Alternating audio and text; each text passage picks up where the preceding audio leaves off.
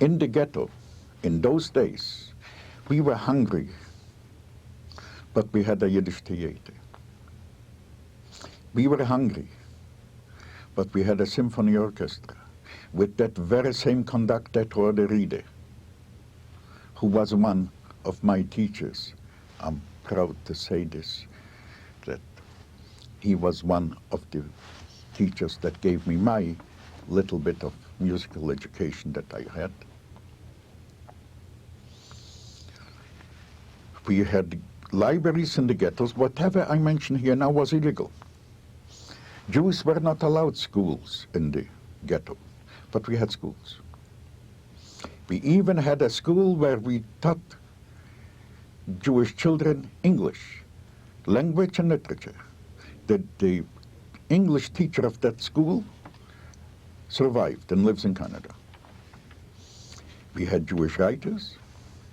We had Jewish cultural institutions. We had political organizations. And people were active in their political parties, like myself. I was brought up since I was a little kid in a Bundist home and belonged to the youth organization of the Bund, the Jewish Labor Bund, which was a Jewish socialist organization that cultivated Yiddish. In the ghetto, there was the first library in the ghetto. It was a bookstore before the war, and they saved 19 volumes of Polish books on a street called Zgierska number 19. He started the first library, not a bookstore, but a library, to lend out books. That was in 1940 when he started. He had 19 volumes. In 1942, he had 7,500 volumes and 2,000 subscribers. There was another library, also a man that was in the business of selling books before the war.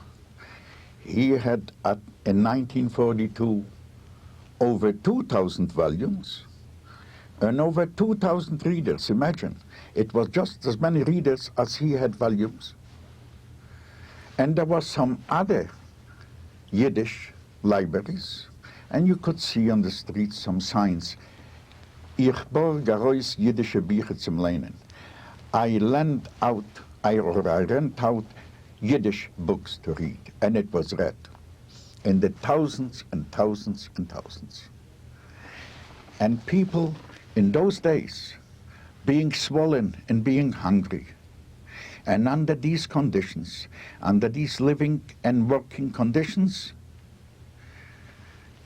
Hitler's idea of Entmenschung, what they call, of dehumanizing, didn't work on us, didn't work on the Jews.